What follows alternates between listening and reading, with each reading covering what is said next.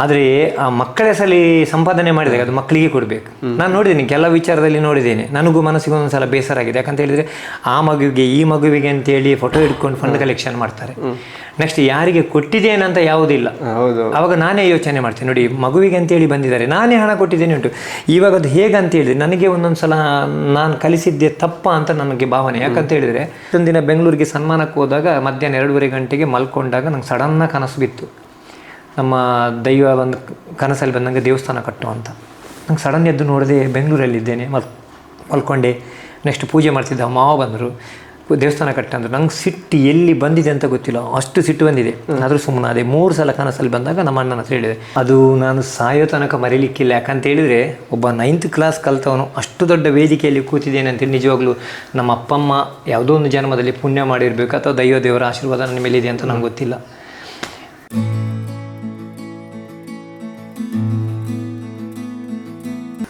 ನಮಸ್ಕಾರ ವೀಕ್ಷಕರೇ, ಧ್ವನಿಕಾ ಸ್ಟುಡಿಯೋಗೆ ಸ್ವಾಗತ. ಸಮಾಜ ಸೇವೆಯನ್ನು ಹೀಗೂ ಮಾಡ್ಬೋದು ಅಂತ ತೋರಿಸಿಕೊಟ್ಟ ರವಿ ಕಡ್ಪಾಡಿಯವರು ನಮ್ಮೊಂದಿಗಿದ್ದಾರೆ. ಬನ್ನಿ ಅವರ ಜೀವನ ಪಯಣವನ್ನು ಅವರ ಬಳಿ ತಿಳಿಯೋಣ. ನಮಸ್ತೆ ಸರ್. ನಮಸ್ತೆ ಸರ್, ಹೇಳಿ. ರವಿ ಕಡ್ಪಾಡಿ ಅಂದರೆ ನಮಗೆ ನೆನಪಾಗೋದು ಅಷ್ಟಮಿ ಒಂದು ವೇಷ. ಈ ವೇಷದ ಬಗ್ಗೆ ತಿಳಿಯೋ ಮೊದಲು ನೀವು ಈ ಪಯಣ ಹೇಗೆ ಶುರು ಮಾಡಿದ್ರಿ ಅಂತ. ನಮ್ಮದೊಂದು ಬಡ ಕುಟುಂಬ.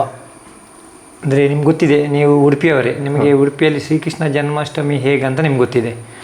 ನಮಗೂ ಅಷ್ಟೇ, ನಾವು ಬಾಲ್ಯದಲ್ಲಿರುವಾಗ ಉಡುಪಿಯಲ್ಲಿ ಶ್ರೀಕೃಷ್ಣ ಜನ್ಮಾಷ್ಟಮಿಗೆ ನಾವೆಲ್ಲ ನೋಡಿದ ವೇಷ ಅಂದರೆ ಹುಲಿ, ರಾಕ್ಷಸ ವೇಷ, ಇದನ್ನೇ ನೋಡ್ತಾ ಇದ್ವಿ. ಆವಾಗ ನಮಗೊಂಥರ ಖುಷಿ ಇತ್ತು, ನಮಗೂ ವೇಷ ಹಾಕಬೇಕಂತ. ಆದರೆ ಹೆದರಿಕೆ. ನಾನೊಂದಿನ ಹೀಗೆ ಯೋಚನೆ ಮಾಡ್ತಿದ್ದಾಗ ನನಗೂ ಅಷ್ಟಮಿಗೆ ಒಂದು ಸಲ ವೇಷ ಹಾಕಬೇಕು ಅಂತ ಯೋಚನೆ ಮಾಡ್ತಾ ಇದ್ದೆ. ಆವಾಗ ನನಗೆ ಸರಿಯಾದ ಸಮಯ ಸಿಗಲಿಲ್ಲ. ಮತ್ತು ಮನೆಯಲ್ಲಿ ಅಪ್ಪನ ಹೆದರಿಕೆ, ತುಂಬ ಹೆದರ್ತಿದ್ದೆ ನನ್ನ ಅಪ್ಪನಿಗೆ. ಹೀಗಿರುವಾಗ ಒಂದು ದಿನ ನಾನು ಸ್ವಲ್ಪ ಸಮಯದ ನಂತರ ಒಂದು ಉಡುಪಿ ವಿಂಜಿಮಿಗೆ ಅಂತ ಹೋಗ್ತಿದ್ದಾಗ ಅಲ್ಲಿ ಒಬ್ಬರು ನಂಗೆ ಪರಿಚಯ ಆದರು, ರಾಜ ಅಂತೇಳಿ. ಅವ್ರ ಹತ್ರ ಹೀಗೆ ಮಾತಾಡ್ತಾ ಅವ್ರು ಹೇಳಿದರು, ರವಿ ನಾನು ನಿನಗೆ ಈ ಸಲ ವೇಷ ಹಾಕ್ತೇನೆ ಅಂತ ಕೇಳಿದಾಗ ನಾನು ಹಾಕ್ತೇನೆ ಹೇಳಿದರು. ಯಾವುದು ವೇಷ ಹಾಕುವ? ಅದಕ್ಕೆ ಸ್ಪೈಡರ್ ಮ್ಯಾನ್ ಹಾಕ್ತೇನೆ ಅಂತ ಹೇಳಿದರು. ಅದಕ್ಕೆ ಏನೆಲ್ಲ ಬೇಕು ಅಂತ ಅವ್ರ ಹತ್ರ ಕೇಳಿದಾಗ ಅವ್ರು ನನಗೆ ಹೇಳಿದರು, ಏನು ತರಬೇಡ, ಒಂದು ಬ್ಲೂ ಶಾರ್ಟ್ಸ್ ತೊಗೊಂಡು ಬಾ, ಮತ್ತೆ ಏನು ಬೇಡ, ಶೂ ಬೇಡವಾ ಕೇಳಿದೆ. ಶೂ ಎಲ್ಲ ಎಂತ ಬೇಡ, ನಾನೇ ರೆಡಿ ಮಾಡ್ತೇನೆ ಹೇಳಿದರು. ಆಯ್ತು, ಅದಕ್ಕೆ ಹೇಗೆ ಬರಬೇಕಂತ ಕೇಳಿದಾಗ ನೀನು ಎಲ್ಲ ಕೂದಲು ತೆಗೆದು ಬರಬೇಕಂತ ಹೇಳಿದರು. ಆಯ್ತು ಅಂತ ಹೇಳಿದರೆ ಹಿಂದೆ ಮುಂದೆ ಯೋಚನೆ ಮಾಡಿಲ್ಲ, ಮನೇಲಿ ಹೇಳದೆ ಬೆಳಿಗ್ಗೆ 4 ಗಂಟೆಗೆ ಎಲ್ಲ ಕೂದಲು ತೆಗೆದು, ರಾತ್ರಿ ಕೂದಲು ತೆಗೆದು ಬೆಳಿಗ್ಗೆ 4 ಗಂಟೆಗೆ ಅವ್ರ ಹತ್ರ ಹೋಗಿದ್ದೇನೆ. 4-5 ಗಂಟೆಗೆ ಹೋಗಿರಬೇಕು ಬೆಳಿಗ್ಗೆ. ನಾನು ಹೋಗಿ ಅವರನ್ನು ಕರೆದೆ, ಶ್ರೀಕೃಷ್ಣ ಮಠದ ಹತ್ರ ವುಡ್ಲ್ಯಾಂಡ್ಸ್ ಹೋಟೆಲ್ ಪಕ್ಕ ಅವರು ಹುಲಿಯವರಿಗೆ ಪೇಂಟಿಂಗ್ ಮಾಡ್ತಾಯಿದ್ರು. ನಾನು ಕರೆದೆ, ರಾಜಣ್ಣ ಅಂತೇಳಿ ಕರೆದೆ. ಅವರು ನೋಡಿದವರು ಯಾರು ನೀನು ಅಂತ ಕೇಳಿದರು.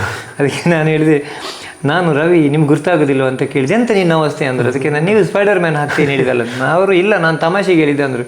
ನಾನು ಅಲ್ಲೇ ಹತ್ಬಿಟ್ಟೆ, ನೀವು ನನಗೆ ಈ ಥರ ಹೇಳಿದ್ರಲ್ಲ ಅಂತೇಳಿ. ಮತ್ತೆ ಇಲ್ಲ ಅಳ್ಬೇಡ, ನಾನು ಹಾಕ್ತೇನೆ ಅಂತೇಳಿ. ನಂತರ ನಾನು ಅವರು ಕರ್ಕೊಂಡೋಗಿ ಅವರ ಒಂದು ಶಾಪ್ ಇದೆ, ಆ ಶಾಪಲ್ಲಿ ಕರ್ಕೊಂಡೋಗಿ ಸ್ಪೈಡರ್ ಮ್ಯಾನ್ ವೇಷ ಹಾಕಿದ್ದಾರೆ. ಅವರೇ ವೇಷ ಹಾಕಿ ನನಗೆ ಬನ್ನು ತಿನ್ನಿಸಿ ಟೀ ಕುಡಿಸಿ ಕಳಿಸಿದ್ದಾರೆ. ಅದರ ಮಧ್ಯದಲ್ಲಿ ಯಾರೋ ಒಬ್ಬರು ಅವರ ಫ್ರೆಂಡ್ ಬಂದು ನನ್ನ ಮೇಲೆ ಜಸ್ಟ್ ಬ್ರಷ್ ಹಿಡಿದು ಕ್ರೆಡಿಟ್ ಎಲ್ಲ ಅವ್ರು ತಗೊಂಡಿದ್ದಾರೆ, ನಾನೇ ಮಾಡಿದ್ದೆ ಅಂತ. ಹಾಗಾಗಿ ಅಲ್ಲಿಂದ ನನ್ನ ಪಯಣ ಮುಂದುವರಿಯಿತು. ಇದು ಯಾವ ವಯಸ್ಸಲ್ಲಿ ಅಂತ? ಸಾಧಾರಣ ಒಂದು 14 years ಬ್ಯಾಕ್. ಈಗ ನೀವು ದಿನಗೂಲಿ ಕಾರ್ಮಿಕ ಆಗಿ ದುಡಿತಿದ್ರಿ. ಹೌದು, ಈಗಲೂ ಕೂಡ ಹೋಗ್ತಾ ಇದ್ದೀರಿ. ಈ ದಿನಗೂಲಿ ಕಾರ್ಮಿಕನಾಗಿ ವೇಷ ಹಾಕುವಾಗ ಅಂದರೆ ಆ ದಿನ ಬಂದ ಸಂಬಳದಲ್ಲೇ ನಿಮ್ಮ ಜೀವನ ನಡಿಬೇಕು.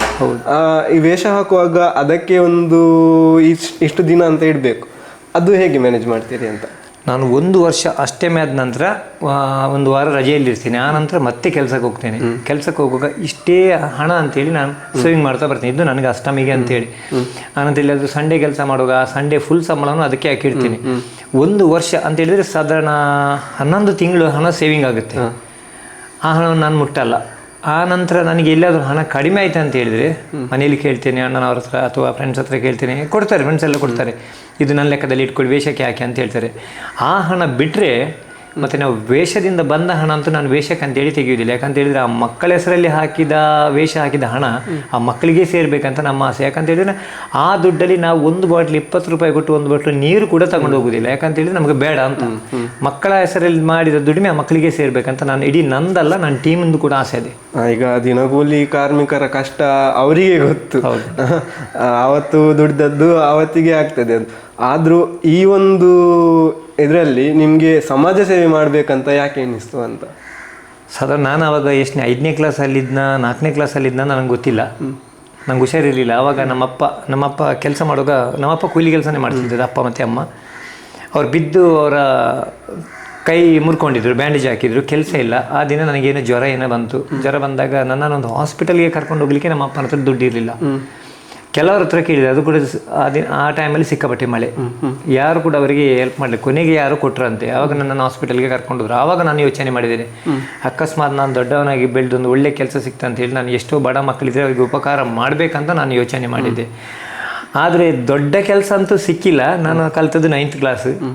ಬಟ್ ಒಳ್ಳೆ ಕೆಲಸ, ಈಗ ನಾನು ಮಾಡೋ ಕೆಲಸ ನಂಗೆ ತೃಪ್ತಿ ಇದೆ. ಯಾಕಂತ ಹೇಳಿದ್ರೆ ಅವರವ್ರು ಮಾಡೋ ಕೆಲಸ ಅವರವ್ರಿಗೆ ತೃಪ್ತಿ ಇರಬೇಕು. ನಮಗೆ ತೃಪ್ತಿ ಇದ್ರೆ ಮಾತ್ರ ನಾವು ಕೆಲಸ ಮಾಡ್ಲಿಕ್ಕೆ ಸಾಧ್ಯ. ಮತ್ತೊಬ್ಬರಿಗೋಸ್ಕರ ನಾನು ದುಡಿಯೋನಲ್ಲ, ನನಗೇನು ಖುಷಿ ನಾನು ಮಾಡೋದು ಅಷ್ಟೇ.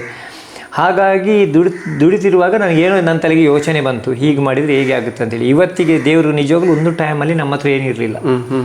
ಇವತ್ತಿಗೆ ನಾನು ಮಾಡೋ ಒಂದು ಸಣ್ಣ ಕೆಲಸಕ್ಕೆ ಎಲ್ಲ ಜನರು, ಊರು ಮತ್ತು ಪರ ಊರಿನವರು ಸಹಕಾರ ಕೊಟ್ಟಿದ್ದಾರೆ. ಮೊದಲನೇದಾಗಿ ನನಗೆ ದೇವರುಗಳು ನಿಜವಾಗ್ಲೂ ತುಂಬ ಸಹಕಾರ ಮತ್ತು ನನಗೆ ಆಶೀರ್ವಾದ ಕೊಟ್ಟವರು. ಹಾಗಾಗಿ ಇವತ್ತಿಗೆ ಎಲ್ಲನೂ ಇದೆ ನಮ್ಮ ಹತ್ರ. ಕಷ್ಟ ಅಂತ ನಾನು ಅಂದ್ಕೊಂಡಿಲ್ಲ, ಇವತ್ತಿಗೂ ಕಷ್ಟ ಅಂತ ಅಂದ್ಕೊಂಡಿಲ್ಲ. ಈಗ ಒಂದು ಆಸೆ ಇತ್ತು ನಿಮಗೆ, ಅಂದರೆ ವೇಷ ಹಾಕಬೇಕು ಅಷ್ಟಮಿಗೆ ಅಂತ. ಅದರಿಂದ ಸ್ಪೈಡರ್-ಮ್ಯಾನ್ ವೇಷ ಹಾಕಿದ್ರಿ. ಅದರ ನಂತರ ಇದರಿಂದ ಕೂಡ ನಾವು ಸಮಾಜ ಸೇವೆ ಮಾಡ್ಬೋದು ಅಂತ ಹೇಗೆ ಗೊತ್ತಾಯಿತು ನಿಮಗೆ ಅಂತ? ಇಲ್ಲ, ನಾನು ಸ್ಪೈಡರ್-ಮ್ಯಾನ್ ವೇಷ ಹಾಕಿದಾಗ ನಿಜವಾಗ್ಲೂ ನಾನು ಮಕ್ಕಳಿಗೆ ಹೆಲ್ಪ್ ಮಾಡಬೇಕಂತ ಹಾಕಿದವನೇ ಅಲ್ಲ. ಏನದೊಂದು ವೇಷ ಹಾಕಿ ಹೊಸ ವೇಷ ಉಡುಪಿ ಜನರಿಗೆ ತೋರಿಸ್ಬೇಕಂತ ಹಾಕಿದವನು. ಆ ಸ್ಪೈಡರ್-ಮ್ಯಾನ್ ವೇಷ ಹಾಕಿದಾಗ ನಿಜವಾಗ್ಲೂ ನಾನು ಹೇಳ್ತೀನಿ, ಒಂದು ಏನು ಹೇಳ್ತಾರೆ, ಮಂಗನಿಗೆ ಕಳ್ಳು ಗುಡಿಸಿದಾಗೆ ಆಗಿದೆ ಅಂತ, ಆ ಥರ ಆಗಿದ್ದೇನೆ ನಾನು. ಖುಷಿಯಾಗಿದೆ ನನಗೆ. ಮಾರನೇ ದಿನ ಪೇಪರಲ್ಲಿ ನನ್ನ ಫೋಟೋ ಬಂದಾಗ ನಿಜವಾಗ್ಲೂ ನಂಗೆ ತುಂಬ ಖುಷಿ ಆಯಿತು, ಒಬ್ಬ ವೇಷದವನ ಫೋಟೋ ಪೇಪರಲ್ಲಿ ಬಂತಲ್ಲ ಅಂತ. ನೆಕ್ಸ್ಟ್ ಇಯರ್ ನಾನು ಹೇಳಿದೆ, ಜನರೆಲ್ಲ ನನ್ನ ವೇಷವನ್ನು ರಿಸೀವ್ ಮಾಡಿದ್ದಾರೆ, ಒಪ್ಕೊಂಡಿದ್ದಾರೆ ಅಂತೇಳಿ. ನೆಕ್ಸ್ಟ್ ಇಯರ್ ಅವತಾರ ಹಾಕಿದೆ. ಅದೇ ಥರ ಒಂದು 4 ವರ್ಷ ಹೊಸ ವೇಷ ಹಾಕ್ಕೊಂಡೋದೆ. ಆ 4ನೇ ವರ್ಷಕ್ಕೆ ನಾನು ವೇಷ ಹಾಕೋಕೆ ಒಂದು ಮಾಧ್ಯಮದಲ್ಲಿ ಒಂದು ಮಗುವನ್ನು ನೋಡಿದೆ ನಾನು. 1 ತಿಂಗಳ ಮಗು, ಅನ್ಮಿತಾ ಅಂತೇಳಿ, ಬ್ರಹ್ಮಾವರದ ಮಗು.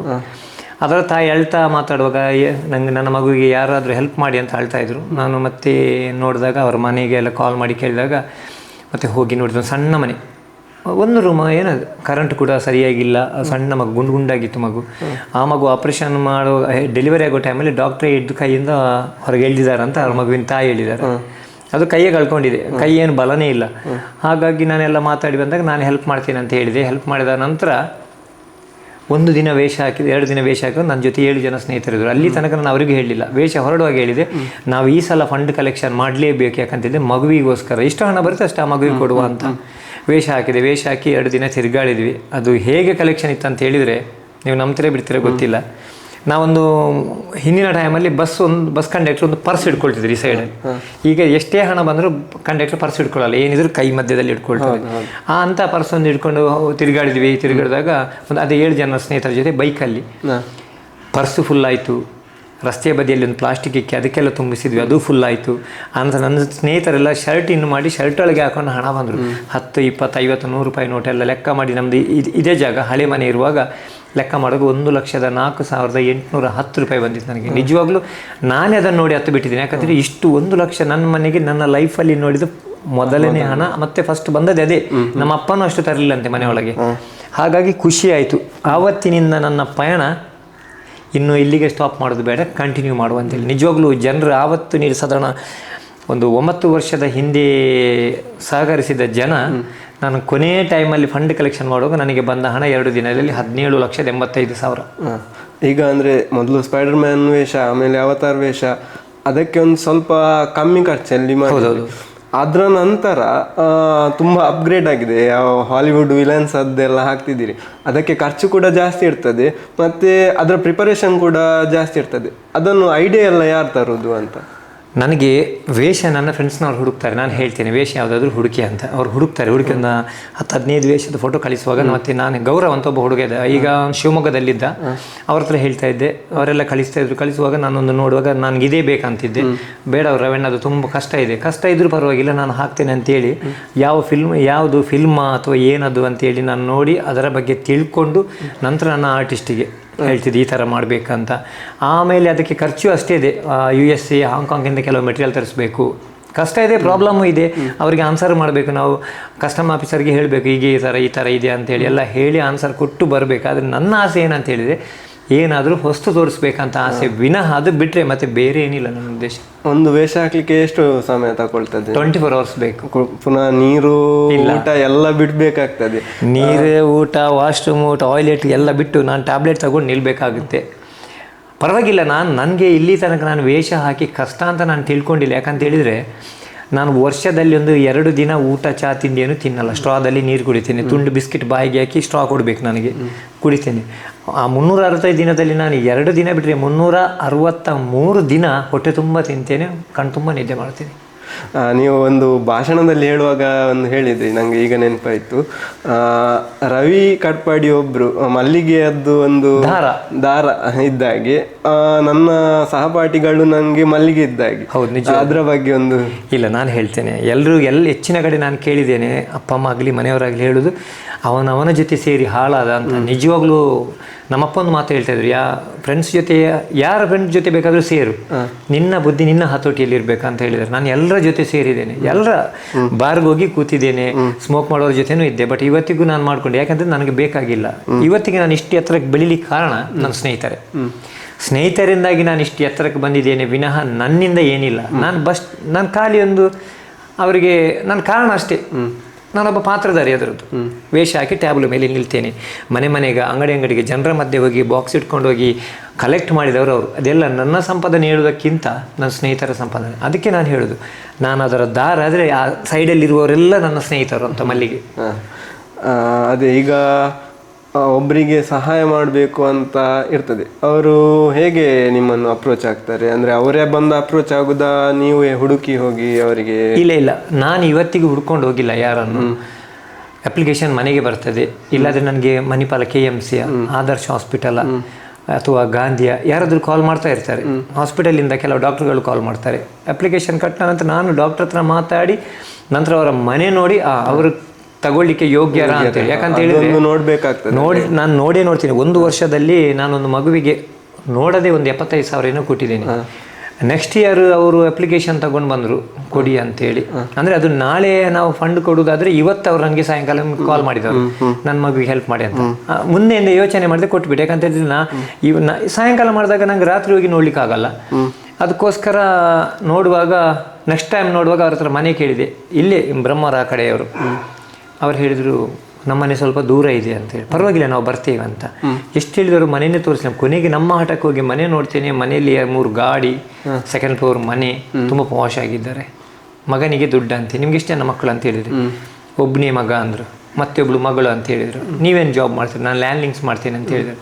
ನಾನೆಲ್ಲ ನೋಡಿದೆ. ಸರ್, ನಾನು ನಿಮಗೆ ಹೋದ ವರ್ಷ 75,000 ರೂಪಾಯಿ ಕೊಟ್ಟಿದ್ದೇನೆ ಅಂತ ಹೇಳಿದೆ. ಅದಕ್ಕೆ ಹೌದು ಅಂದರು. ನಾನು ಹೇಳಿದೆ, ಸರ್ ಹೋದ ವರ್ಷ ತಗೊಂಡು ನಂತರ ಈ ವರ್ಷ ನಾವು ತಗೊಳ್ಳೋದಿಲ್ಲ, ಮತ್ತು ನೀವು ಹೀಗಿದ್ದೀರಿ, ಹಾಗಾಗಿ ನಮಗೆ ನಮ್ಮ ಹತ್ರ ಕೊಡ್ಲಿಕ್ಕೆ ಆಗೋದಿಲ್ಲ ಅಂತ ಹೇಳಿ. ಯಾಕಂತ ಹೇಳಿದರೆ ತುಂಬ ಬಡವರಿದ್ದಾರೆ, ಎಷ್ಟೋ ಜನ ಇದ್ದಾರೆ, ಸರಿಯಾದ ಮನೆಯಲ್ಲಿ ಕೂತ್ಕೊಳ್ಳಿಕ್ಕೆ ವ್ಯವಸ್ಥೆಗಳಿಲ್ಲ, ಮಲ್ಕೊಳ್ಳಿಕ್ಕೆ ಚಾಪೆ ಇಲ್ಲ, ಈ ಥರ ಜನರು ಇದ್ದಾರೆ. ಅಂಥವ್ರನ್ನು ಹುಡುಕಿ ನಾವು ಕೊಡ್ತಾ ಇರೋದು. ಈಗ ರವಿ ಕಾಟ್ಪಾಡಿ ಅವರಿಂದ ಇನ್ಸ್ಪಿರೇಷನ್ ತಗೊಂಡು ಹಲವು ಟೀಮ್ಗಳು ಹುಟ್ಟಿದ್ದೇವೆ ಇಂಥದ್ದೇ. ಅಂದರೆ ವೇಷ ಹಾಕಿ ಮಕ್ಕಳಿಗೆ ಅಥವಾ ಬಡವರಿಗೆ ದಾನ ಮಾಡೋದು ಅಂತ. ಆದರೆ ಅದರಲ್ಲಿ ಕೆಲವು ಯಾವುದು ನಿಜ ಯಾವುದು ಸುಳ್ಳು ಅಂತ ಸಹ ಕೂಡ ನಮಗೂ ಅರಿಲಿಕ್ಕೆ ಆಗೋದಿಲ್ಲ. ಅದರ ಬಗ್ಗೆ ನಿಮ್ಮ ಅಭಿಪ್ರಾಯ ಏನು ಅಂತ? ಇಲ್ಲ, ನಾನು ಯೋಚನೆ ಮಾಡ್ತಾ ಇದ್ದೇನೆ. ಇಲ್ಲ, ನಂಗೆ ಖುಷಿನೇ ಇದೆ. ಯಾಕಂತೇಳಿ ಪ್ರತಿಯೊಂದು ಊರಲ್ಲಿ 1-2 ಟೀಮು ಇದ್ದರೆ ನಮಗೊಂಥರ ಖುಷಿ. ಆದರೆ ಆ ಮಕ್ಕಳ ಸಲ ಸಂಪಾದನೆ ಮಾಡಿದಾಗ ಅದು ಮಕ್ಕಳಿಗೆ ಕೊಡಬೇಕು. ನಾನು ನೋಡಿದ್ದೀನಿ, ಕೆಲವು ವಿಚಾರದಲ್ಲಿ ನೋಡಿದ್ದೇನೆ, ನನಗೂ ಮನಸ್ಸಿಗೆ ಒಂದೊಂದ್ಸಲ ಬೇಸರ ಆಗಿದೆ. ಯಾಕಂತ ಹೇಳಿದರೆ ಆ ಮಗುವಿಗೆ ಈ ಮಗುವಿಗೆ ಅಂತೇಳಿ ಫೋಟೋ ಹಿಡ್ಕೊಂಡು ಫಂಡ್ ಕಲೆಕ್ಷನ್ ಮಾಡ್ತಾರೆ. ನೆಕ್ಸ್ಟ್ ಯಾರಿಗೆ ಕೊಟ್ಟಿದ್ದೇನಂತ ಯಾವುದಿಲ್ಲ. ಆವಾಗ ನಾನೇ ಯೋಚನೆ ಮಾಡ್ತೇನೆ, ನೋಡಿ ಮಗುವಿಗೆ ಅಂತೇಳಿ ಬಂದಿದ್ದಾರೆ, ನಾನೇ ಹಣ ಕೊಟ್ಟಿದ್ದೇನೆ ಉಂಟು. ಇವಾಗ ಅದು ಹೇಗಂತ ಹೇಳಿದರೆ ನನಗೆ ಒಂದೊಂದು ಸಲ ನಾನು ಕಲಿಸಿದ್ದೆ ತಪ್ಪ ಅಂತ ನನಗೆ ಭಾವನೆ. ಯಾಕಂತ ಹೇಳಿದರೆ ನಮ್ಮದು ವರ್ಷಕ್ಕೆ ಎಷ್ಟೇ ದೊಡ್ಡ ಫಂಕ್ಷನ್ ಇರಲಿ, ವರ್ಷಕ್ಕೆ ಒಂದೇ ಸಲ ವೇಷ ಹಾಕಿ ಫಂಡ್ ಕಲೆಕ್ಷನ್ ಮಾಡ್ತೀವಿ. ನಂತರ ನಾವು ಬರೋದು ನೆಕ್ಸ್ಟ್ ಅಷ್ಟಮಿಗೆ, ಉಡುಪಿಯಲ್ಲಿ ಶ್ರೀಕೃಷ್ಣ ಜನ್ಮಾಷ್ಟಮಿಗೆ ಅಂತೇಳಿ ನಾವು ಬರೋದು ವಿನಃ ಮತ್ತು ಯಾವುದಕ್ಕೂ ನಾವು ಬರಲ್ಲ. ಆದರೆ ಈಗ ಏನಂತ ಹೇಳಿದರೆ, ಎಲ್ಲಿ ಜಾತ್ರೆ, ಎಲ್ಲಿ ಕಂಬಳ, ಎಲ್ಲಿ ಉತ್ಸವ, ಎಲ್ಲಿ ಏನಿದೆ ಎಲ್ಲ ಟೋಲ್ ಗೇಟ್ ಎಲ್ಲ ಕಡೆ ಬಾಕ್ಸ್ ಇಟ್ಕೊಂಡು ನಿಲ್ತಾರೆ. ನಾನು ಅದರ ಬಗ್ಗೆ ನಾನು ತಪ್ಪಂತ ಹೇಳಲ್ಲ. ಅದು ಏನಂತ ಹೇಳಿದರೆ ಜನರಿಗೆ ಒಂಥರ ಸ್ವಲ್ಪ ಕಿರಿಕಿರಿ ಅಂದರೆ ಇರಿಟೇಟ್ ಆಗುತ್ತೆ. ಇವ್ರದ್ದು ಎಂತ ಯಾವಾಗ ನೋಡಿದ್ರು ಬಾಕ್ಸ್ ಹಿಡಿತಾರೆ ಅಂತ. ಬಾಕ್ಸ್ ಹಿಡಿಲಿ, ಅದರ ಬಗ್ಗೆ ನಾನು ಏನು ಹೇಳುವುದಿಲ್ಲ. ಆದರೆ ಯಾರಿಗೆ ಕೊಟ್ಟಿದ್ದಾರೆ ಅಂತ ಆದರೂ ನಮಗೆ ಸ್ವಲ್ಪ ಹೇಳಬೇಕು, ಮಾಹಿತಿ ನೀಡಬೇಕು. ಮತ್ತು ಜನರ ಹಣ ಅಲ್ಲ. ನಾನು ಹೇಳ್ತೀನಿ, ಈಗ ನಾನೇ ಒಬ್ಬ ವೇಷ ಹಾಕೊಂಡು ಹೋದಾಗ ನನಗೊಬ್ಬ 1,000 ರೂಪಾಯಿ ಹಾಕಿದೆ ಅಂತ ಹೇಳಿದ್ರೆ, ಅವರು ಬೆಳಿಗ್ಗೆಯಿಂದ ಸಾಯಂಕಾಲ ತನಕ ದುಡ್ದ ಹಣ ಹೆಂಡತಿ ಮಕ್ಕಳನ್ನು ಬಿಟ್ಟು ಯೋಚನೆ ಮಾಡದೆ ಬಿಟ್ಟು ನಮಗೆ ಹಾಕ್ತಾರೆ ಬಾಕ್ಸಿಗೆ. ಯಾಕೆ ಹೇಳಿ, ನನ್ನ ಒಂದು ದಿನದ ಸಂಪಾದನೆ ಆ ಮಗುವಿಗೆ ಹೋಗಲಿ ಅಂತ. ಆ ಹಣವನ್ನು ನಾವು ಆ ಮಗುವಿಗೆ ಕೊಡಬೇಕೇ ವಿನಃ ನಾವು ಹಿಡ್ಕೊಂಡು ಮೋಜಿ ಮಸ್ತಿ ಮಾಡಬಾರ್ದು. ಅದಕ್ಕೆ ನಾನು ಹೇಳುದು ಅದೇ, ಈಗ ಹೆಸರಾದ್ಮೇಲೆ ರವಿ ಕಟ್ಪಾಡಿ ಅನ್ನುವ ಒಂದು ಟೀಮ್ ಹೆಸರಾದ್ಮೇಲೆ ಆ ಟೀಮ್ ಹೆಸರಿಗೆ ಕೆಡಿಸ್ಲಿಕ್ಕೆ ಸಹ ತುಂಬಾ ಜನ ಟ್ರೈ ಮಾಡ್ತಾರೆ. ಅಂದ್ರೆ ಕೆಲವರು ಅಂದ್ರೆ ಆ ಹೆಸರು ಇಟ್ಕೊಂಡು ನೀವಿಲ್ಲದೇ ಒಂದು ಮಾಡ್ತಾರೆ, ಅಂದ್ರೆ ವೇಷ ಹಾಕಿ ಸಂಪಾದನೆ ಮಾಡಿ ಅವರೇ ಇಟ್ಕೊಳ್ಳೋದು. ಫೇಕ್ ಅದು. ಇಲ್ಲ, ನಾನು ಹೇಳ್ತೇನೆ, ಒಂದು ವರ್ಷ ನನ್ನ ವೇಷ ಅಂತೇಳಿ ನಮ್ಮೂರೊಳಗೆ ಬಂದು ಬಾಕ್ಸ್ ಹಿಡಿದು ಹೋದವರು ಇದ್ದಾರೆ. ಮತ್ತೊಂದು ವರ್ಷ ಬ್ರಹ್ಮವರ ಕಡೆ ರವಿ ಕಟ್ಪಾಡಿ ಅಂತೇಳಿ ಬೋರ್ಡ್ ಹಾಕೊಂಡು ಅಲ್ಲಿ ನಿಂತ್ಕೊಂಡು ಹಣ ಕಲೆಕ್ಷನ್ ಮಾಡಿದವರು ಇದ್ದಾರೆ. ಅದಕ್ಕೆ ನಾನು ಲಾಸ್ಟ್ ಟೈಮ್ ವೇಷ ಹಾಕಿದಾಗ ಲೈವ್ ಆಗಿ, ವೇಷ ಹಾಕದಿರುವಾಗ ಲೈವ್ ಆಗಿ ಹೇಳಿದ್ದೇನೆ, ನಾನು 2 ವರ್ಷದಿಂದ ನಾನು ಫಂಡ್ ಕಲೆಕ್ಷನ್ ಮಾಡೋದಿಲ್ಲ. ಯಾಕಂತ ಹೇಳಿದ್ರೆ ಎಲ್ಲರೂ ಡಬ್ಬ ಹಿಡಿತಾ ಹೋದ್ರೆ ಜನರ ಹತ್ರ ಎಲ್ಲಿದೆ ದುಡ್ಡು ಪಾಪ. ಅದಕ್ಕೆ ಹೇಳಿ ನಾನು ಫಂಡ್ ಕಲೆಕ್ಷನ್ ಮಾಡೋದಿಲ್ಲ, ಸ್ಕೂಲ್ ವಿಸಿಟ್ ಅಂತ ಮಾಡಿದೆ ಮಕ್ಕಳಿಗೋಸ್ಕರ ಅಂತ. ಹೋದ ವರ್ಷ ನಾನು ವೇಷ ಹಾಕಲಿಲ್ಲ, ನಾನು ಹೆಲ್ತ್ ಪ್ರಾಬ್ಲಮ್ ಅಂತೇಳಿ ಬಂತು, ವೇಷ ಹಾಕಲಿಲ್ಲ. ಆವಾಗ ನಾನು ಲೈವ್ ಆಗಿ ಹೇಳಿದ್ದೇನೆ, ಈ ವರ್ಷ ನಾನು ವೇಷ ಹಾಕೋದಿಲ್ಲ ಅಥವಾ ನನ್ನ ಟೀಮ್ ಯಾರೂ ಬರೋದಿಲ್ಲ, ನನ್ನ ಹೆಸರಲ್ಲಿ ಯಾರಾದರೂ ಫಂಡ್ ಕಲೆಕ್ಷನ್ ಮಾಡಿದ್ರೆ ನೀವೇ ಜವಾಬ್ದಾರರು ಅಂತ ಹೇಳಿದ್ದೇನೆ. ಹಾಗಾಗಿ ಹೋದ ವರ್ಷ ನನ್ನ ಹೆಸರು ಎಲ್ಲೂ ಕೇಳಲಿಲ್ಲ. ಇಲ್ಲಾಂದರೆ 2 ವರ್ಷದಿಂದ ನಾನು ಕೇಳಿದ್ದೇನೆ, ನೀವು ಅಲ್ಲಿ ಬಂದಿದ್ದೀರಿ ಇಲ್ಲಿ ಬಂದಿದ್ದೀರಿ ಅಂತ. ಇನ್ನು ರವಿ ಕಟ್ಪಾಡಿ ಅವರು ವೇಷಧಾರಿಯಾಗಿ ಹೊರತುಪಡಿಸಿ ಒಂದು ದೊಡ್ಡ ದೈವ ಭಕ್ತರು ಕೂಡ ಹೌದು. ಇಲ್ಲ, ದೈವದ ಚಾಕ್ರಿ ಕೂಡ ಮಾಡ್ತಿದ್ದೀರಿ ಅಂತ ಕೇಳ್ಪಟ್ಟೆ, ಅದರ ಬಗ್ಗೆ? ಇಲ್ಲಪ್ಪ, ದೈವ ಭಕ್ತರು ಹೇಳೋದಕ್ಕಿಂತ ಅದು ನಮಗೊಂದು ಸಿಕ್ಕ ಅವಕಾಶ ಅಂತ ಹೇಳ್ತೇನೆ. ನಿಜವಾಗ್ಲೂ ನಾನು ದೈವವನ್ನು ನಂಬಿದವನೇ ಅಲ್ಲ. ಅದೆಲ್ಲ ನಾನು ಹೇಳೋದಿಷ್ಟೇ. ಈಗ ದೈವ ನರ್ತಕ ಮತ್ತು ನಾವಿಬ್ಬರು ಮನೆ ಇರುವಾಗ ನಾವು ನಂಬಿದ ದೈವ, ಈಗ ಎಕ್ಸಾಂಪಲ್ ನೀವು ದೈವ ನರ್ತಕನಾದರೆ ನಾವು ನಂಬಿದ ದೈವ ನಿಮ್ಮ ಮೈ ಮೇಲೆ ಹೇಗೆ ಬರುತ್ತೆ ಅಂತ ನಂದು ಒಂದೇ ಕ್ವಶನ್. ಯಾಕಂತ ಹೇಳಿದರೆ ಅದು ಬರೋದು ಸಾಮಾನ್ಯ. ಯಾಕಂದ್ರೆ ನಾನು ಅದೆಲ್ಲ ನಂಬಿದವನೇ ಅಲ್ಲ. ಒಂದು ದಿನ ನಮ್ಮ ದೈವ ಏನೋ ನನ್ನ ಕನಸಲ್ಲಿ ಬಂದಾಗ ಅದೇನೋ ದೊಡ್ಡ ಸ್ಟೋರಿ ಹೇಳಲಿಕ್ಕೆ ಹೋದರೆ ನಿಮಗೆ ಟೈಮ್ ಸಾಕಾಗಲಿಕ್ಕೆ ಕೇಳು. ನಮ್ದೆಲ್ಲ ಅಳಿಯಕಟ್ಟು ನಿಮ್ಗೆ ಗೊತ್ತಿದೆ. ನಮ್ಮ ದಕ್ಷಿಣ ಕನ್ನಡದಲ್ಲಿ ಜಾಸ್ತಿ ಅಳಿಯಕಟ್ಟು ಅಂತೇಳಿ, ಮಾವನಿಂದ ಅಳಿಯಂಗಡಿ ಅಂತೇಳಿ ನಮ್ಮ ದೈವ ಪೂಜೆ ಎಲ್ಲ ಮಾಡ್ತಿದ್ದು. ಮಾವ ತೀರ್ಕೊಂಡ ನಂತರ ಏನೋ ಕಾರಣಾಂತರದಿಂದ ನಾವು ಹೋಗಿದ್ದೇವೆ. ಅಲ್ಲೆಲ್ಲ ಜಾಗದ ತಕರಾರು ಅಂತೇಳಿ, ಎಲ್ಲಿ ಹೋದ್ರು ಈಗ ಜಾಗದ ತಕರಾರು, ತಗೊಂಡೋಗೋರು ಯಾರಿಲ್ಲ, ಎಲ್ಲ ಬಿಟ್ಟು ಹೋಗೋರೆ. ಹಾಗಾಗಿ ದೈವ ಹಾಗೆತ್ತು ಬಿದ್ದೋಯ್ತು. ನಾವು ದೈವದ ಮುಖಮೂರ್ತಿಗಳನ್ನೆಲ್ಲ ಚೀಲದಲ್ಲಿ ಕಟ್ಟಿ ಮರದಲ್ಲಿ ಕಟ್ಟಿಟ್ಟಿದ್ದೇವೆ. ಆವಾಗ ಅದು ಬೀಳುವುದಕ್ಕಿಂತ ಮೊದಲು ನಾವು ದೈವದ ಒಂದು ಸಲ ದರ್ಶನ ಮಾಡುವಾಗ ನಮಗೆ ಪ್ರಧಾನ ದೈವ ಜೋಡಿ ಬಂಜುರ್ಲಿ ಅಂತ ನಮ್ಮ ಮನೆಯಲ್ಲಿ ದರ್ಶನ ಮಾಡಿದಾಗ ದೈವ ಒಂದು ಹೇಳಿದೆ, ನೀವು ನಂಬ್ತೀರಾ ಬಿಡ್ತೀರಾ ಗೊತ್ತಿಲ್ಲ, ನಮ್ಮ ಮನೆಯಲ್ಲಿ ನಮ್ಮ ಫ್ಯಾಮಿಲಿ ಇಡೀ ಕುಟುಂಬದಲ್ಲಿ ಇರೋದು 17 ಜನ. 17 ಜನ ಅಂತ ಹೇಳಿದರೆ 6 ಜನ ದೊಡ್ಡವರು ಮತ್ತೆಲ್ಲ ಸಣ್ಣವರು, ಮಕ್ಕಳೆಲ್ಲ. ದೊಡ್ಡವರು 6 ಜನ, ನಾನು, ಅಣ್ಣ, ತಮ್ಮ, 2 ಅಕ್ಕ, ಚಿಕ್ಕಮ್ಮನ ಮಗಳು. ಚಿಕ್ಕಪ್ಪನ ಮಕ್ಕಳಿದ್ದಾರೆ, ಅದು ಯೂಸ್ ಇಲ್ಲ. ನಾವು 6 ಜನ ಈಗ ಮೆಂಬರಲ್ಲಿ, ಮತ್ತೆಲ್ಲ ಸಣ್ಣವರೇ. ದೈವ ದರ್ಶನ ಮಾಡಿ ದೈವದ ಹತ್ರ ಕೇಳುವಾಗ ದೈವ ಹೇಳಿದೆ, ನಮ್ಗೆ ಅಣ್ಣ ಹೇಳಿದರು, ನಮಗೆ ದೇವಸ್ಥಾನ ಕಟ್ಟುವಷ್ಟು ನಮ್ಮ ಹತ್ರ ಇಲ್ಲ ಇವಾಗ ಅಂತ. ಅದಕ್ಕೆ ದೈವ ಹೇಳಿದೆ, ಕಾಲ ಬರ್ತದೆ, ಯಾರನ್ನಾದರೂ ನಾನು ಒಬ್ಬನನ್ನು ಒಳ್ಳೆಯವನನ್ನಾಗಿ ಮಾಡಿ ನನಗೆ ಏನು ಬೇಕು ನಾನು ತಗೊಳ್ತೇನೆ ಅಂತ ಹೇಳಿದೆ. ಆವಾಗ ನಾವೆಲ್ಲ ಸಣ್ಣವರು, 27 ವರ್ಷದಿಂದ ನಾವೆಲ್ಲ ಸಣ್ಣವರು. ಆಯ್ತು ಅಂತೇಳಿ ಸುಮ್ಮನಾದ್ವಿ. ಅದು ಮತ್ತೆ ದೇವಸ್ಥಾನ 1 ವಾರ ಬಿಟ್ಟು ದೇವಸ್ಥಾನ ಬಿದ್ದೋಯ್ತು, ಎಲ್ಲ ಗೋಣಿಯಲ್ಲಿ ಕಟ್ಟಿ ಬಿಟ್ಟೋದ್ವಿ. ನೆಕ್ಸ್ಟ್ ಇನ್ನೊಂದು ಸಲ 1-2 ವರ್ಷ ಬಿಟ್ಟು ಅದು ಹಗ್ಗ ಬಿಚ್ಚೋಯ್ತು, ಕೆಳಗೆ ಬಿತ್ತ ಅಂತ ಕಾಲ್ ಬಂತು, ಮತ್ತೆ ಹೋಗಿ ಕಟ್ಟಿ ಬಂದ್ವಿ. ಮತ್ತು ನಾನು ದೇವರದ ಏನಂತ ಗೊತ್ತಿಲ್ಲ, ವೇಷ ಹಾಕಿದೆ, ಹೆಸರಾಯಿತು, ಫಾರಿನ್ಗೆ ಹೋದೆ, ಫಾರಿನಲ್ಲಿ ಕೆಲಸಕ್ಕೆ ನಿಂತೆ, ಕೆಲಸ ಮಾಡಿ ಮತ್ತೆ ಊರಿಗೆ ಬಂದು ಮತ್ತೆ ಇದೇ ಕಂಟಿನ್ಯೂ ಆಯಿತು ನಮ್ಮದು. ನಾನು ಅಷ್ಟಮಿಗೋಸ್ಕರ ನನ್ನ ಕೆಲಸ ಬಿಟ್ಟು ನಾನು ಇಲ್ಲಿ ಬಂದು ಬ್ಯಾಗ್ ಇಟ್ಟಾಗ ನಮ್ಮ ಅಮ್ಮ ನೀನು ಹೋಗೋದಿಲ್ಲಲ್ಲ ಮಗ ಅಂದರು. ಆಯಿತಾ ಅಂತ ಹೇಳಿದೆ. ಯಾಕಂತ ಹೇಳಿದರೆ ಲೈಫಲ್ಲಿ ಒಂದೇ ಸಲ ಸಿಗುವವರು ಅಪ್ಪ ಅಮ್ಮ ಇಬ್ಬರು ಮಾತ್ರ, ಮತ್ತೆಲ್ಲ ಬರ್ತಾರೆ, ಲೈಫಲ್ಲಿ ಹೋಗ್ತಾರೆ. ನಾನು ಇವತ್ತಿಗೂ ಅಪ್ಪ ಅಮ್ಮ ದೈವನನ್ನು ಬಿಟ್ಟರೆ ಮತ್ತೆ ಯಾರನ್ನು ನಾನು ನಮ್ಮ ವ್ಯಕ್ತಿ ಅಲ್ಲ. ಎಲ್ಲ ಅವರವರ ಯೋಗ್ಯತೆಗೆ ಅವರಿಗೆ ಯಾವಾಗ ನಮ್ಮ ಉಪಯೋಗ ಉಂಟು ಅಲ್ಲಿ ತನಕ ಮಾತ್ರ ಮತ್ತೆ ಮರೆತು ಬಿಡ್ತಾರೆ. ಹಾಗಾಗಿದ್ದೆ. ಮತ್ತೊಂದು ದಿನ ಬೆಂಗಳೂರಿಗೆ ಸನ್ಮಾನಕ್ಕೆ ಹೋದಾಗ ಮಧ್ಯಾಹ್ನ 2:30 ಗಂಟೆಗೆ ಮಲ್ಕೊಂಡಾಗ ನಂಗೆ ಸಡನ್ನ ಕನಸು ಬಿತ್ತು. ನಮ್ಮ ದೈವ ಒಂದು ಕನಸಲ್ಲಿ ಬಂದಂಗೆ ದೇವಸ್ಥಾನ ಕಟ್ಟು ಅಂತ. ನಂಗೆ ಸಡನ್ ಎದ್ದು ನೋಡಿದೆ, ಬೆಂಗಳೂರಲ್ಲಿದ್ದೇನೆ, ಮಲ್ಕೊಂಡೆ. ನೆಕ್ಸ್ಟ್ ಪೂಜೆ ಮಾಡ್ತಿದ್ದ ಮಾವ ಬಂದರು, ದೇವಸ್ಥಾನ ಕಟ್ಟಂದ್ರು. ನಂಗೆ ಸಿಟ್ಟು ಎಲ್ಲಿ ಬಂದಿದೆ ಅಂತ ಗೊತ್ತಿಲ್ಲ, ಅಷ್ಟು ಸಿಟ್ಟು ಬಂದಿದೆ. ಆದರೂ ಸುಮ್ಮನೆ ಅದೇ 3 ಸಲ ಕನಸಲ್ಲಿ ಬಂದಾಗ ನಮ್ಮ ಅಣ್ಣನ ಹತ್ರ ಹೇಳಿದೆ, ನಂಗೆ 3 ಸಲ ಪಂಜುರ್ಲಿ ದೇವರು ಕನಸಲ್ಲಿ ಬರ್ತಾ ಇದ್ದಾರೆ, ದೇವಸ್ಥಾನ ಕಟ್ಟಬೇಕಂತ ಏನು ಮಾಡೋದು ಅಂತ ಕೇಳಿದಾಗ ಅಣ್ಣ ಹೇಳಿದ್ರು, ಅದೆಲ್ಲ ಬೇಡ ಅದೆಲ್ಲ ಮುಟ್ಲಿಕ್ಕೆ ಹೋದರೆ ತುಂಬ ರಗಳಿದೆ. ಯಾಕಂತೇಳಿ ಮುಂಚಿನವ್ರದ್ದೆಲ್ಲ ಅಷ್ಟು ಪಾಪ ಇದೆ ಅಂದರು. ಏನಾದರೂ ಪರವಾಗಿಲ್ಲ, ನಾನು ಮುಂದೆ ಬರ್ತೇನೆ ಅಂತ ಹೇಳಿ ಸೀದಾ ನಮ್ಮ ಪೇಟೆ ಬಿಟ್ಟು ಬಬ್ಬುಸ್ವಾಮಿ ಕ್ಷೇತ್ರಕ್ಕೆ ಹೋದೆ. ಅಲ್ಲಿ ದೈವದ ಹತ್ರ ಕೇಳಿದಾಗ ದೈವ ಹೇಳಿದರು, ಅದು ನಿನ್ನಿಂದ ಆಗುತ್ತೆ ಮಾಡು ಅಂದರು. ನಾನು ಹೇಗೆ ಮಾಡಬೇಕಂತ ಹೇಳಿ ನಂಗೆ ಗೊತ್ತಿಲ್ಲ ಎಷ್ಟು ದೈವ ಇದೆ ಅಂತ. ನಂತರ ನಮ್ಮ ಮನೆಯಲ್ಲಿ ಪಂಜಿರ್ಲಿ ದೇವರ ದರ್ಶನ ಮಾಡಿ ಕೇಳ್ಕೊಂಡಾಗ ಸಾಧಾರಣ 8 ದೈವ ಇದೆ ಅಂತ ಆಯಿತು. ನೀವು ನಂಬ್ತೀರಾ ಬಿಡ್ತಿರಲಿಲ್ಲ ಸರ್, ನಾನು ಹೇಳ್ತೇನೆ.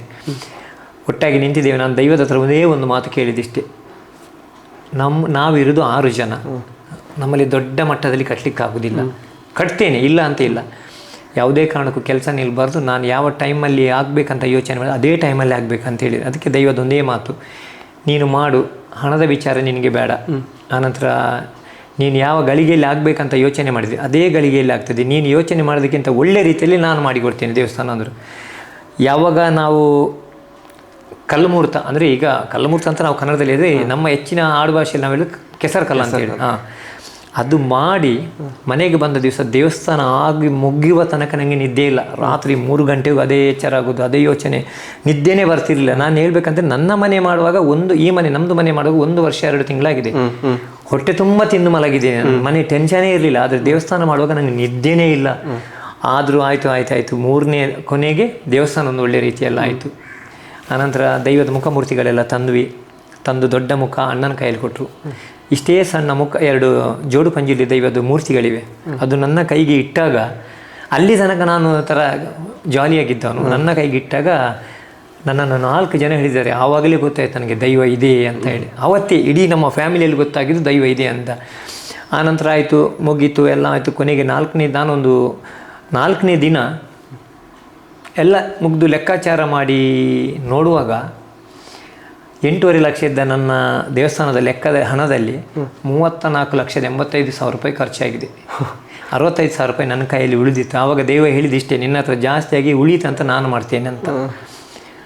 ನಾನು ಹಣ ಹಿಡ್ಕೊಂಡು ಸೀದಾ ದೇವಸ್ಥಾನಕ್ಕೆ ಹೋಗಿ ಹತ್ತು ಬಿಟ್ಟಿದ್ದೀನಿ. ಯಾಕಂತ ಹೇಳಿದರೆ ಅವರು ದೇವಸ್ಥಾನ ಆನಂತರ ನೀವು ಇನ್ನೊಂದು ಮಾತು, ಆ ಥರದ ದೇವಸ್ಥಾನ ನೀವು ಎಲ್ಲೂ ನೋಡಲಿಕ್ಕಿಲ್ಲ. ಆ ಥರ ದೇವರು ಮಾಡಿಕೊಟ್ಟಿದ್ದಾರೆ ನಮಗೆ. ಇವತ್ತಿಗೆ ನಾನು ಹೇಳ್ತೇನೆ, ಮುಂಚೆ ನನಗೆ ಯಾರು ಕೊಡ್ತಾರಂತ ಕಾಯ್ತಿದ್ದೆ, ಇವಾಗ ನಾನು ಯಾರಿಗೆ ಕೊಡಬೇಕು ಅಂತ ಕಾಯ್ತಾ ಇದ್ದೇನೆ. ಒಂದಂತೂ ಸತ್ಯ, ನಾವು ದೈವವನ್ನು ಪ್ರೀತಿಸಿದರೆ ಅದು ನಮ್ಮನ್ನು ಎಷ್ಟೋ ಪಟ್ಟು ಜಾಸ್ತಿ ಪ್ರೀತಿಸ್ತದೆ ಮತ್ತು ನಮಗೆ ಕೇಳಿದ್ದು ಕೊಡ್ತದೆ. ನಾನು ಹೇಳಿದಷ್ಟೇ, ನಾವೇನು ಕೇಳ್ತೇವೆ ದೈವದ ಹತ್ರ, ಖಂಡಿತ ಇವತ್ತಿಗೂ ನಾನು ಎಳ್ಳಷ್ಟು ನನಗೆ ಟೆನ್ಷನ್ ಇಲ್ಲ, ಕಷ್ಟವೂ ಇಲ್ಲ. ಬಟ್ ನಾನು ಹೇಳ್ತೇನೆ, ದೈವ ಭಕ್ತ ಅಂತ ನಾನು ಹೇಳೋದಿಲ್ಲ, ಅದು ನನ್ನ ಯೋಗ ಅಂತ ತಿಳ್ಕೊಳ್ತೇನೆ. ಇವತ್ತಿಗೆ ನಾನು ಯಾವ ದೈವದ ಮುಂದೆ ನಿಲ್ತೇನೆ, ಆವಾಗ ನಂಗೆ ಅನುಭವ ಆಗುತ್ತೆ ಈ ಥರ ಉಂಟು ಅಂತೇಳಿ. ಇನ್ನು ಒಂದು ಪ್ರತಿಷ್ಠಿತ ಕಾಲೇಜಲ್ಲಿ ನಿಮಗೆ ಸನ್ಮಾನಕ್ಕೆ ಕರೀತಾರೆ. ಅಲ್ಲಿ ನನ್ನ ತಮ್ಮ ಕೂಡ ಇದ್ದ, ಹಾಗಾಗಿ ಆ ವಿಷಯ ನನಗೆ ಅವ ಹೇಳಿದ. ಅಂದರೆ ಅಲ್ಲಿ ಸನ್ಮಾನಕ್ಕೆ ಕರೆದಾಗ ಒಂದು ಪ್ರೋತ್ಸಾಹ ಧನ ಅಂತ ಒಂದು ಕೊಡ್ತಾರೆ. ಆ ಧನವನ್ನು ಕೂಡ ನೀವು ಸ್ವೀಕರಿಸಲಿಲ್ಲ. ಅವನಿಗೂ ಕೂಡ ಶಾಕ್ ಆಯಿತು. ಅಲ್ಲಿನ ವಿದ್ಯಾರ್ಥಿಗಳಿಗೆ ಕೊಡಿ ಅಂತ ಹೇಳಿದ್ರು. ಯಾಕೆ ಅಂತ? ಸರ್, ಹಣ ನಾನು ಹೇಳ್ತೀನಿ, ಅವ್ರು ಕರೆದಾಗ ಒಂದು ದಿವಸ ಕೆಲಸಕ್ಕೆ ರಜೆ ಮಾಡಿ ನನ್ನ ಸಂಬಳ ಸಿಗುತ್ತೆ, ಆ ಹಣ ಕಾರ್ ಬಾಡಿಗೆ ಹಾಕೊಂಡು ನಾನು ಹೋಗ್ತೇನೆ. ಎಷ್ಟೋ ಶಾಲೆ ಕಾಲೇಜ್ಗಳಲ್ಲಿ ಹೇಳ್ತಾರೆ, ಅಮ್ಮ ಫೀಸ್ ಕಟ್ಟಿಲ್ಲ ಅಂತ ಟೆನ್ಷನಲ್ಲಿ ಇರ್ತಾರೆ. ನಾನು ಅದು ಹೇಳೋದು, ಬಂಡರ್ಸ್ಕರ್ ಕಾಲೇಜಲ್ಲೂ ನಾನು ಅದೇ ಮಾಡಿದೆ. ಯಾಕಂತ ಹೇಳಿದರೆ ಅವ್ರು ಹೇಳ್ತಾರೆ, ಈಗ ಈ ಥರದ್ದು ಮಕ್ಕಳು ಒಂದು ಶಾಲೆ ಅಥವಾ ಕಾಲೇಜ್ ಅಂದಮೇಲೆ ಎಲ್ಲರೂ ರಿಚ್ ಆಗಿ ಬರೋದಿಲ್ಲ, ಬಡವರ ಮಕ್ಕಳು ಇರ್ತಾರೆ, ಅವ್ರಿಗೊಂದು ಆಸೆ ಇರುತ್ತೆ. ಅದಕ್ಕೆ ನಾನು ಹೇಳಿದೆ, ಸರ್ ಈ ಹಣವನ್ನು ಯಾರು ಬಡವರು ಫೀಸ್ ಕಟ್ಟಲಿಕ್ಕೆ ಕಷ್ಟ ಆಗುತ್ತೆ ಅವರಿಗೆ ಕೊಟ್ಬಿಡಿ ಅಂತ ಹೇಳಿದ್ದೇನೆ. ಅಷ್ಟೇ ಸಾಕು, ನಂಗೆ ತೃಪ್ತಿ ಇದೆ. ಈಗ ಹಣದ ವಿಚಾರ ಮಾತಾಡ್ತಿದ್ವಿ, ಹಾಗೆ ನೀವು ಕೌನ್ ಬನೇಗಾ ಕರೋಡ್ಪತಿಗೂ ಕೂಡ ಹೋಗಿದ್ರಿ. ಅದರ ಒಂದು ಎಕ್ಸ್ಪೀರಿಯನ್ಸ್ ಹೇಗಿತ್ತು ಅಂತ? ಅದು ನಾನು ಸಾಯೋ ತನಕ ಮರೀಲಿಕ್ಕಿಲ್ಲ. ಯಾಕಂತ ಹೇಳಿದರೆ, ಒಬ್ಬ 9th ಕ್ಲಾಸ್ ಕಲಿತವನು ಅಷ್ಟು ದೊಡ್ಡ ವೇದಿಕೆಯಲ್ಲಿ ಕೂತಿದ್ದೇನೆ ಅಂತೇಳಿ ನಿಜವಾಗ್ಲೂ ನಮ್ಮ ಅಪ್ಪಮ್ಮ ಯಾವುದೋ ಒಂದು ಜನ್ಮದಲ್ಲಿ ಪುಣ್ಯ ಮಾಡಿರಬೇಕು ಅಥವಾ ದೇವರ ಆಶೀರ್ವಾದ ನನ್ನ ಮೇಲಿದೆ ಅಂತ ನಂಗೆ ಗೊತ್ತಿಲ್ಲ. ಕರೆದ್ರು, ಒಂದು ಸಲ ಕಾಲ್ ಬಂದಾಗ ಯಾರು ಕೇಳಿದಾಗ ಹಿಂದಿಯಲ್ಲಿ ಮಾತಾಡಿದರು, KBC ಅಂತ ಹೇಳಿದ್ರು. ನಿಜವಾಗ್ಲೂ ನನಗೆ KBC ಅಂತ ಹೇಳಿದ್ರೆ ಏನಂತಲೇ ಗೊತ್ತಿರಲಿಲ್ಲ. KBC ಅಂದರೆ ಅಂತ ಕೇಳಿದೆ. ಅದಕ್ಕೆ ಕೌನ್ ಬನೇಗಾ ಕರೋಡ್ಪತಿ ಅಂದ್ರೆ ನನಗೆ ಶಾಕ್ ಆಯಿತು. ಅಲ್ಲಿಂದ ಯಾರೋ ಫೇಕ್ ಮಾಡ್ತಾ ಇದ್ದಾರೆ ಅಂತೇಳಿ, ಇಲ್ಲ ನಂಗೆ ಅದೆಲ್ಲ ಇಂಟ್ರೆಸ್ಟ್ ಇಲ್ಲ, ನೀವು ಫೋನ್ ಇದ್ದೆ ಅಂತೇಳಿ ಇಟ್ಬಿಟ್ಟೆ. ಮತ್ತೊಂದು ದಿನ ಫೋನ್ ಮಾಡಿದರು, ಇಲ್ಲ ಮತ್ತೊಂದು ಸಲ ಫೋನ್ ಮಾಡಿದಾಗ ನಾನು ಹೇಳಿದೆ, ನೋಡಿ ಮೇಡಮ್, ನನಗೆ ಹಿಂದಿ ಬರೋದಿಲ್ಲ, ನಾನು 9th ಫೈಲ್, ನೀವು ಕೇಳೋ ಪ್ರಶ್ನೆಗಳಿಗೆ ನನ್ನ ಹತ್ರ ಉತ್ತರ ಇಲ್ಲದಿದ್ದರೆ ಹೇಗೂ ನಮಗಿಬ್ಬರಿಗೆ ಗೊತ್ತು, ಮತ್ತೆ TVಯಲ್ಲಿ ಬಂದು ಕೂತ್ರೆ ಎಲ್ಲರೂ ನೋಡ್ತಾರೆ, ನನಗೆ ನಾಚಿಕೆ ಆಗ್ತದೆ, ನನಗೆ ಬೇಡ ಅಂತ ಹೇಳಿದೆ. ಆವಾಗ ಅವ್ರು ಹೇಳಿದರು, ಸರಿ ಓಕೆ, ನಿಮಗೆ ಯಾರಾದರೂ ಹೆಲ್ಪ್ ಮಾಡ್ಲಿಕ್ಕೆ ಒಬ್ಬರು ಸೆಲೆಬ್ರಿಟಿ ಇರ್ತಾರಂದ್ರು, ಯಾರಿದ್ರು ನಾನು ಬರೋದಿಲ್ಲ ಅಂತ ಹೇಳಿದೆ. ಮತ್ತು ಕೊನೆಗೊಂದು ಮಾತು ಹೇಳಿದರು, ನೀವು ಮಾಡೋ ಕೆಲಸ ನೋಡಿ ಮತ್ತೊಬ್ಬರು ಕಲಿಬೇಕಾ ಬೇಡವಾ ಅಂದರು. ಅದಕ್ಕೆ ಒಪ್ಕೊಂಡೆ, ಆಯಿತು ಸರಿ ಅಂತ ಹೇಳಿದೆ. ಆವಾಗ ಅವರು ಬೇರೆ ಮಕ್ಕಳಿಗೆ ಹೆಲ್ಪ್ ಮಾಡೋದಿಲ್ವ ಅಂದ್ರೆ ಹೋದಾಗ ನಮಗೆ ಗೋರೆಗಾಂವ್ ಒಂದು ಹೋಟ್ಲಲ್ಲಿ ರೂಮ್ ಕೊಟ್ಟಿದ್ರು, ಎಲ್ಲ ಖರ್ಚು ಅವ್ರದ್ದು A to Z. ಹೀಗೆ ಹೋಗುವಾಗ ಅವರು ಕೇಳಿದರು ನನ್ನ ಹತ್ರ, ಒಬ್ಬ ಗಾಡಿ ಡ್ರೈವರ್ ಇದ್ದರು ರಾಜಸ್ಥಾನದವರು. ಅವ್ರು ಹೇಳಿದರು, ಸರ್ ನೀವು ಎಲ್ಲಿಂದ ಬರ್ತಿದ್ದೀರಿ ಅಂತ. ನಾನು ಕರ್ನಾಟಕ ಅಂತ ಹೇಳಿದೆ. ಆಗ ಅವ್ರು ಹೇಳಿದರು, ನಾನು ಇಷ್ಟು ವರ್ಷ ಇಲ್ಲಿ ಡ್ರೈವರ್ ಆಗಿದ್ದೇನೆ, ನಾನೇ ಸರ್ ಅದು ಮುಖ ಬಿಟ್ಟು ಬೆನ್ನೇ ನೋಡಿಲ್ಲ, ನೀವು ಅವರ ಮುಂದೆ ಕೂತ್ಕೊಳ್ತೀರಾ ಅಂತೇಳಿ ಮಾತಾಡ್ತಾ ಅವರ ಕಣ್ಣಲ್ಲಿ ನೀರು ಬಂತು. ನನಗೆ ಶಾಕ್ ಆಯಿತು. ಮತ್ತು ಬೆಳಿಗ್ಗೆ ಕರ್ಕೊಂಡು ಹೋದರು, ಸ್ಟುಡಿಯೋಕ್ಕೆ ಕರ್ಕೊಂಡು ಹೋದ್ರು ಅವ್ರದ್ದು ಫಿಲ್ಮ್ ಸಿಟಿಗೆ ಹೋದ್ರು. ಹೊರಗಡೆ ನೋಡುವಾಗ ಅದೊಂದು ಬ್ಲ್ಯಾಕ್ ಟೆಂಟ್ ಹಾಕಿದ್ದೆ, ಡೇರಿ ಸರ್ಕಸ್ ಡೇರಿ ಇರುತ್ತೆ ಆ ಥರ ಇದೆ. ನಾನು ಹೇಳಿದೆ ಇದ್ರೊಳಗೆ ಅಂತ ಪ್ರೋಗ್ರಾಮ್ ಅಂತ. ಯಾಕಂತ ಹೇಳಿದ್ರೆ ನಮಗೆ ಅಂದ್ರೆ ಒಳಗೆದ್ದು ಮಾತ್ರ, ಹೊರಗೆದ್ದು ಗೊತ್ತಿರೋದಿಲ್ಲ. ನಾವು ಬಾವಿಯಲ್ಲಿದ್ದ ಕಪ್ಪೆ ಯಾಕೆ ಹೇಳಿ, ನಾವೆಲ್ಲ ಈ ಕಡೆ ಇದ್ದವ್ರು ಅಂದ್ರೆ ನಮ್ಗೆ ಗೊತ್ತಿರಲ್ಲ ಏನಂತ. ಅದು ನನ್ನ ಲೈಫಲ್ಲಿ ಮೊದಲ ಜರ್ನಿ ಅದು ನನಗೆ. ಒಳಗೋಗಿ ನೋಡ್ತೀನಿ, ನಿಜವಾಗ್ಲೂ ನನಗೆ ಯಾವ ಥರ ಅನುಭವ ಆಗಿದೆ ಅಂತ ಹೇಳಿದರೆ, ಅವತ್ತಾರು ಫಿಲ್ಮ್ ನೋಡಿದರೆ ನೀವು ಅಂತ ನಂಗೆ ಗೊತ್ತಿಲ್ಲ. ಅವತ್ತಾರು ಫಿಲ್ಮಲ್ಲಿ ಎಲ್ಲ ಅವತ್ತಾರು ಅವರು ಎಷ್ಟು ಜನ ಇದ್ದಾರೆ ಅವರೆಲ್ಲ ಒಂದು ಮರದ ಅಡಿಯಲ್ಲಿ ಮೀಟಿಂಗ್ ಮಾಡ್ತಾರೆ. ಹೌದೌದು. ಆ ಮರ ಹೇಗೆ ಕಲರ್ಫುಲ್ ಆಗಿದೆ ಅದೇ ಥರ ಇದೆ, ಯಾವ ಥರದ ಲೈಟ್ ಹೇಗಿದೆ ಎಲ್ಲ ಖುಷಿ ಆಯ್ತು ನೋಡಿ. ಖುಷಿಯಾಗಿ ಒಂದು ರೌಂಡು ನೋಡಿದೆ ಎಲ್ಲ. ಆನಂತರ ಕೂತ್ಕೊಳ್ಳಿ ಅಂದ್ರೆ ಕೂತ್ಕೊಂಡಾಗ ಸರ್ ಕೂತ್ಕೊಳ್ಳೋ ಚೇರಲ್ಲಿ ಯಾರೋ ಬೇರೆ ಕೂತ್ಕೊಂಡ್ರು, ನಾನೊಬ್ಬ ಇಲ್ಲಿ ಕೂತ್ಕೊಂಡೆ. ಅವರೆಲ್ಲ ಕೆಲವು ಪ್ರಶ್ನೆ ಕೇಳಿದರು, ನಾನು ಅದಕ್ಕೆಲ್ಲ ಆನ್ಸರ್ ಮಾಡಿದೆ. ಅವ್ರು ಕೇಳಿದ ಎಲ್ಲ ಪ್ರಶ್ನೆಗಳಿಗೆ ನಾನು ಆನ್ಸರ್ ಮಾಡಿದೆ. ನಂಗೆ ಖುಷಿ ಆಯಿತು, ನಾನು ಪಾಸ್ ಆದೆ ಅಂತೇಳಿ. ಆಯ್ತಲ್ಲ ಇನ್ನು ಹೋಗುದಾ ಕೇಳಿದೆ. ಇಲ್ಲ ಇದು ಟ್ರಯಲ್ ನಿಮಗೆ ಅಂದರು. ಮತ್ತೆ ಸರ್ ಬರ್ತಾರೆ ಅಂತೇಳಿ ಮತ್ತೆ ಬಂದು ಕೂತ್ಕೊಂಡಾಗ ಅನುಪಮ್ ಖೇರ್ ಸರ್ ಬಂದರು. ಅವರು ಹೇಗಿದ್ದಾರೆ ಅಂತ ಹೇಳಿದ್ರೆ ನಮ್ಮ ಪಕ್ಕದ ಮನೆಯವರಾಗೆ ಬಂದು ಹೆಗಲ ಮೇಲೆ ಕೈ ಹಾಕೊಂಡು ಎಷ್ಟು ಫ್ರೆಂಡ್ಲಿಯಾಗಿ ಮಾತಾಡಿದ್ರು. ಅವರನ್ನು ನಾನು ಬೆಳಿಗ್ಗೆ ನೈಟ್ ಫಿಲ್ಮ್ ನೋಡುವಾಗ ಆ ಫಿಲ್ಮಲ್ಲಿ ನೋಡಿದ್ದೇನೆ, ಬೆಳಿಗ್ಗೆ ನನ್ನ ಕಣ್ಣ ಮುಂದೆ ಇದ್ದಾರೆ. ನಂಗೆ ಅವರಿದ್ದಾರೆ ಅಂತ ನನಗೂ ಗೊತ್ತಿರಲಿಲ್ಲ. ಅವ್ರು ಬಂದರು, ಯಾರಂತ ಮೊದಲು ಹೇಳುದಿಲ್ಲ, ಅವ್ರು ಯಾರಂತ ಹೇಳುವುದೇ ಇಲ್ಲ. ಅವ್ರು ಬಂದರು, ಮಾತಾಡಿದ್ರು, ಸೆಕೆಂಡ್ ಕೊಟ್ಟು ಹಗ್ ಮಾಡಿ ಎಲ್ಲ ತುಂಬ ಹೊತ್ತು ಮಾತಾಡಿದ್ರು. ನನ್ನ ಜೊತೆ ನೀಗೆ ಹೆಗಲ ಮೇಲೆ ಕೈ ಹಾಕೊಂಡು ಮಾತಾಡಿದ್ರು. ಮತ್ತೆ ಬಂದವರೇ ಬಚ್ಚನ್ ಸರ್. ಅವ್ರು ರವಿಜಿ ನಮಸ್ಕಾರ ಅಂತ ಹೇಳುವಾಗ ನನ್ನ ಕಣ್ಣಲ್ಲಿ ನೀರು ಬಂದಾಗಿದೆ. ಆವಾಗಲೇ ಪಟ್ಟ ಇದ್ದವರು ಕಾಲು ಹಿಡಿಲಿಕ್ಕೋದೆ. ಯಾಕಂತೇಳಿ ಒಬ್ಬೊಬ್ರು ಹಿರಿಯ ವ್ಯಕ್ತಿ ಅಲ್ಲ, ಕಾಲು ಹಿಡಿಲಿಕ್ಕೋದೆ. ನೇ ಅಂದರು. ನಾವೆಲ್ಲ ಹೆಂಡತಿ ಮಕ್ಕಳಿಗೆ ಅಂತೇಳಿ ದುಡಿತಾ ಹೋದರೆ, ನೀವು ಊರ ಮಕ್ಕಳಿಗೆ ಅಂತ ದುಡಿತಾ ಇದ್ರಿ, ಹ್ಯಾಟ್ಸ್ ಆಫ್ ರವಿಜಿ ಅಂದರು. ಮತ್ತೆ ಕರ್ಕೊಂಡು ಹೋದಾಗ ಮಾತಾಡಿ ಮತ್ತೆ ಪ್ರಶ್ನೆಗಳು ಎಲ್ಲ ಹೊಸ ಪ್ರಶ್ನೆ. ಒಂದು ಸೈಡ್ ಎದೆ ಬಡಿತ ಜಾಸ್ತಿ, ಅವರ ಮುಂದೆ ಕೂತ್ಕೊಂಡು ಏನು ಮಾತಾಡೋದಂತ. ಆಯಿತು, ಕೇಳಿದ್ರು, ಪ್ರಶ್ನೆ ಹೇಳಿದೆ. ಆನಂತರ ಅನುಪಮ್ ಖೇರ್ ಸರ್ ಒಂದು ಹೆಲ್ಪ್ ಮಾಡಿದರು. ಆಮೇಲೆ ಅವ್ರ ಹತ್ರ ನನ್ನೊಂದು ಆಸೆ ಇತ್ತು. ಯಾಕಂದರೆ ಬಚ್ಚನ್ ಸಾರಲ್ಲಿ ತುಳುವಲ್ಲಿ ಮಾತಾಡಿಸ್ಬೇಕಂತ. ನನಗೆ ಅಲ್ಲಿ ವೇದಿಕೆಯಲ್ಲಿ ಹಣ ಸಿಗೋದು ಬಿಡೋದು ಸೆಕೆಂಡರಿ, ನನಗೆ ಅದು ಬೇಕಾಗಿಲ್ಲ. ಯಾಕಂತ ಹೇಳಿದ್ರೆ ನಾನು ಅವ್ರ ಮುಂದೆ ಕೂತಿದ್ದೇನೆ ಅಂತ. ಅವ್ರು ಸರ್ ನಮ್ಮ ಮಾತೃಭಾಷೆಯಲ್ಲಿ ಒಂದ್ಸಲ ಮಾತಾಡ್ತೀರಾ ಅಂತ. ಅದಕ್ಕೇನಂತ ಹೇಳಿದರು, ಮಾತಾಡಿದರು. ನಂಗೆ ಅವರು ತುಳುವಲ್ಲಿ ಮಾತಾಡಿದ್ದೇ ನಿಜವಾಗ್ಲೂ ನಂಗೆ 1 ಕೋಟಿ. ಅದೇ ನಂಗೆ ಸಿಕ್ಕಿದಾಗೆ ಆಯಿತು. ಯಾಕಂತೇಳಿ ನಮ್ಮ ಮಾತೃಭಾಷೆ ಅವರ ಬಾಯಲ್ಲಿ ಬಂತ ಹೇಳಿದರೆ ಅದೊಂದು ನನಗೆ ಖುಷಿ ತಂದ ವಿಚಾರನೇ. ಆನಂತರ ಮಾತಾಡಿದರು. ಆನಂತರ ಅದರಲ್ಲೂ ನನಗೆ ಟೋಟಲ್ 50 ಲಕ್ಷ ಸಿಕ್ಕಿದೆ. 50 ಲಕ್ಷದಲ್ಲಿ ಮತ್ತೊಬ್ಬರು ರಾಜಸ್ಥಾನಿ ಮೇಡಮ್ ಇದ್ದರು, ಪಾಬಿಬೇನ್ ಅಂತೇಳಿ. ಅವರಿಗೆ 25 ಲಕ್ಷ, ನನಗೆ 25 ಲಕ್ಷ.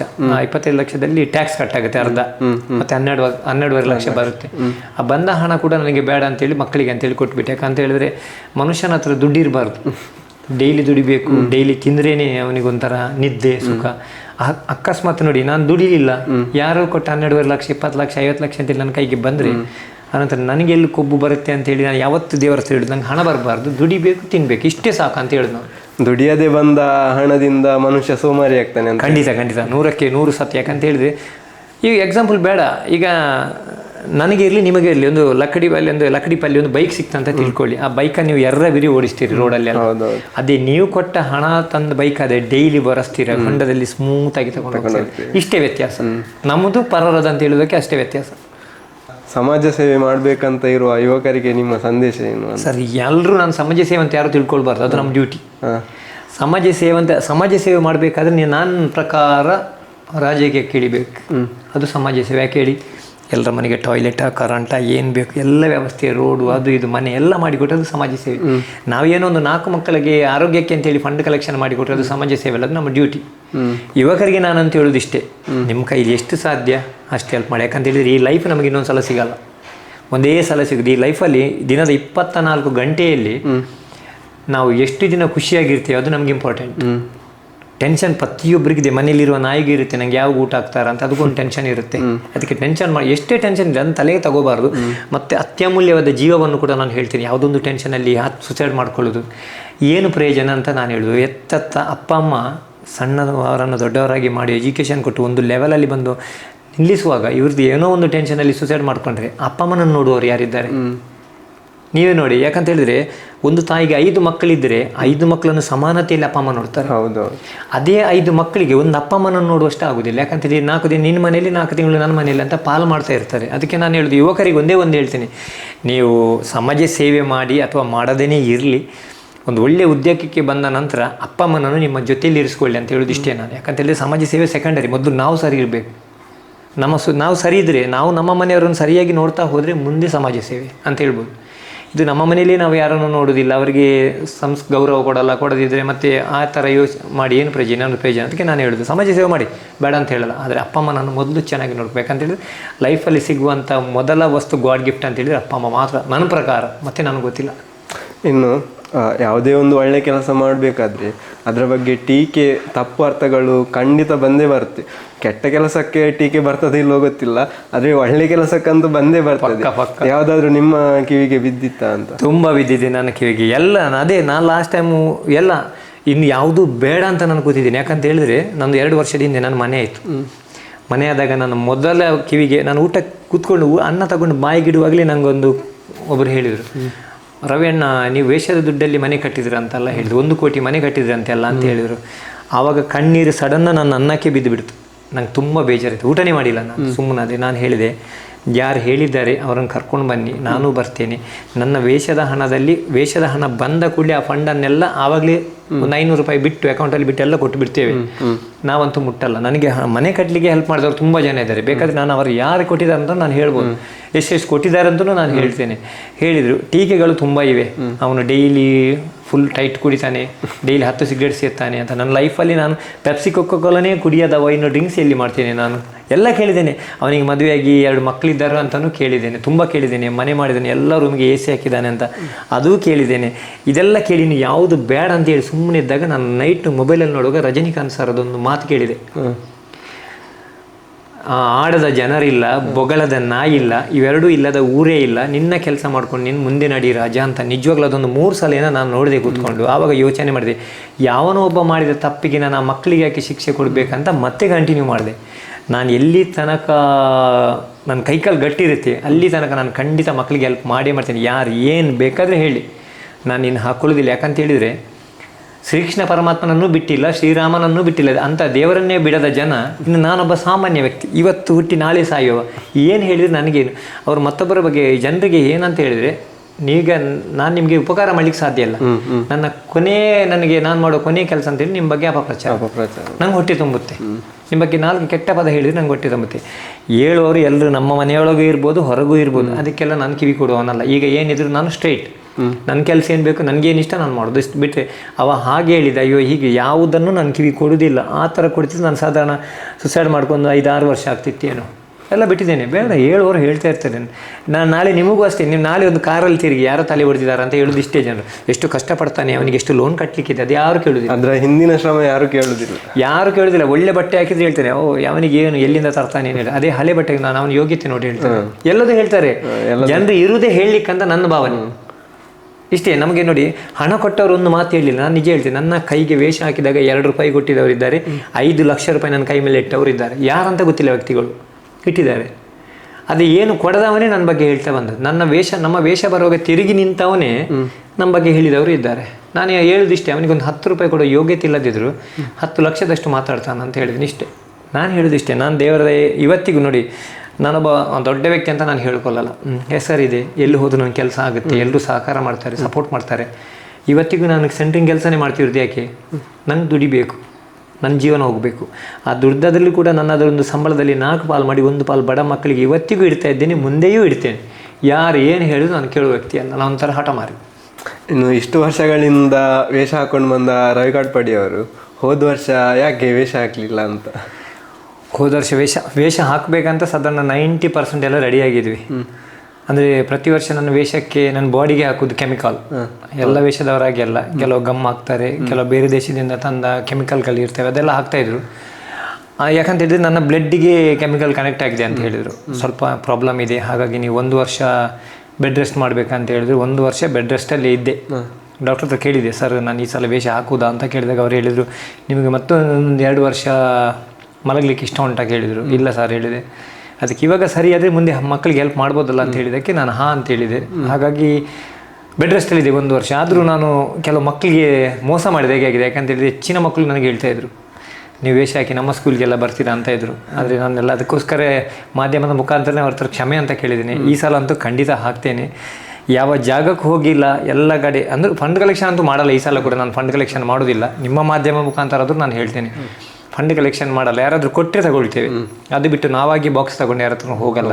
ನನ್ನೊಂದು ಆಸೆ ಇದೆ, ಸ್ಕೂಲ್ಗೆ ವಿಸಿಟ್ ಕೊಡಬೇಕಂತ ಆಸೆ ಇದೆ. ಯಾಕಂತ ಹೇಳಿದರೆ ಮಕ್ಕಳು ಎಲ್ಲೂ ಹೋಗಲ್ಲ, ಸಣ್ಣ ಸಣ್ಣ ಮಕ್ಕಳು. ಅದು ಕೂಡ ಈ ಸಣ್ಣ ಸಣ್ಣ ಮಕ್ಕಳ ಕೈಲಿ ಮೊಬೈಲ್ ಕೂಡ ಇರಲ್ಲ, ಅಪ್ಪ ಅಮ್ಮನ ಕೈಲಿದ್ದರೆ ಮಕ್ಕಳು ಕೆಲವರಿಗೆ ತೋರಿಸಲ್ಲ ಏನು ಅಂತ. ಹಾಗಾಗಿ ಹೆಚ್ಚಿನ ಶಾಲೆಗಳಿಗೆ ಒಂದು ದಿನ ಅಂದರೆ ಮಾರನೇ ದಿನ ರಜೆ ಇದೆ, ನಾನು 2 ದಿನ ಸ್ಕೂಲ್ ವಿಸಿಟ್ ಕೊಡಬೇಕಂತ ನನ್ನ ಆಸೆ ಇದೆ. ಆದರೆ ಒಂದು ದಿನ ಫಸ್ಟ್ ಡೇ ಎಲ್ಲ ಸ್ಕೂಲ್ಗೆ ವಿಸಿಟ್ ಕೊಟ್ಟು ಮಾರನೇ ದಿನ ಶ್ರೀಕೃಷ್ಣನ ಕ್ಷೇತ್ರಕ್ಕೆ ಆ ಜಾಗಕ್ಕೆ ಹೋಗಿ ಅವರ ದರ್ಶನ ಪಡೆದು ಅಲ್ಲಿ 1-2 ಸುತ್ತಾಡಿ ಮತ್ತೆ ಯಾವ ಜಾಗಕ್ಕೆ ಹೋಗಬೇಕು ಆ ಕಡೆ ಸುತ್ತಾಡಬೇಕಂತ ನಾನು ಕೆಲವು ಸ್ನೇಹಿತರ ಜೊತೆ ಮಾತುಕತೆ ನಡೆಸಿದ್ದೇನೆ. ವೇಷ ಹಾಕಬೇಕಂತ ನಿರ್ಧಾರ ಇದೆ, ಖಂಡಿತ ಈ ಸಲ ಪಕ್ಕ ಹಾಕ್ತೇನೆ, ಯಾರಿಗೂ ನಿರಾಶೆ ಮಾಡೋದಿಲ್ಲ.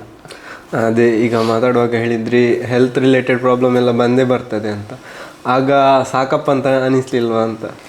ಒಂದ್ಸಲ ಅನಿಸ್ತದೆ, ಇಷ್ಟು ನೋವು ತಿನ್ನಬೇಕಲ್ಲ, 1 ವರ್ಷ ಬೆಡ್ ರೆಸ್ಟ್ ಅಲ್ಲ, ಕೆಲಸ ಇಲ್ಲ ಅಂತೇಳಿ. ಆದರೂ ನಾನು ಟೆನ್ಷನ್ ಮಾಡ್ಕೊ. ಯಾಕಂತ ಹೇಳಿದರೆ ಅವಾಗ ನನಗೆ ನನ್ನ ಬೇಜನ್ನೇ ಎತ್ತಿ ಹಿಡಿದವರು ನನ್ನ ಸ್ನೇಹಿತರು. ನನ್ನ ಕಷ್ಟ ಕಾಲದಲ್ಲಿ ಕೂಡ ನಂಗೆ ಹುಷಾರಿಲ್ಲದಾಗ ಅವರೇ ನನ್ನ ಜೊತೆ ಇದ್ದು, ಅವರೇ ನನ್ನನ್ನು ಹಾಸ್ಪಿಟಲ್ ಕರ್ಕೊಂಡು ಹೋಗೋದು, ಮನೇಲಿ ಕೂತು ಬೇಜಾರಾದರೆ ಬೀಚಿಗೆ ದೇವಸ್ಥಾನಕ್ಕೆಲ್ಲ ಅವರೇ ಕರ್ಕೊಂಡು ಹೋಗಿ ಇವತ್ತಿಗೆ ಒಂದು ಹಂತಕ್ಕೆ ಅದನ್ನು ನಿಲ್ಲಿಸಿದ್ದಾರೆ. ಅದೇ ನಾನು ಆವಾಗ ಒಂದು ಮಾತು ಹೇಳಿದೆ ನಿಮಗೆ, ಅವರೆಲ್ಲ ಮಲ್ಲಿಗೆ ಹೂ ಆಗಿದ್ದರೆ ನಾನು ಅದರ ದಾರ ಆಗಿದ್ದೇನೆ ಅಂತೇಳಿ. ಹಾಗಾಗಿ ಸಾಕಪ್ಪ ಅಂತ ಒಂದು ಸಲ ಅನಿಸಿದೆ. ಆದರೆ ಮತ್ತೆ ನಾನು ಇವಾಗ ಹೇಳ್ತಾರೆ, ನಿನ್ನೆ ಒಬ್ಬ ಹೇಳಿದೆ ವೇಷ ಹಾಕೋದು ಬೇಡ ರವಣ್ಣ, ಇವಾಗೆಲ್ಲ ಕರೆಕ್ಟ್ ಆಗ್ತಾ ಬಂದಿದ್ದೀರಿ, ಮೊದಲಿನಾಗೆ ಇದ್ದೀರಿ ನೀವು, ಇದೊಂದು ವರ್ಷ ಬೇಡ ನೆಕ್ಸ್ಟ್ ಹಾಕು ಅಂತ ಹೇಳಿದಾಗ ನಾನು ಹೇಳಿದೆ ಇಲ್ಲ ಈ ವರ್ಷ ಪಕ್ಕ ಹಾಕ್ತೇನೆ. ನೆಕ್ಸ್ಟ್ ವರ್ಷ ನಾನು ಹಾಕ್ತೇನೆ ಇಲ್ವಾ ಅಥವಾ ನಾನು ಇದ್ದೇನಿಲ್ವ ಅಂತ ನಂಗೆ ಗೊತ್ತಿಲ್ಲ.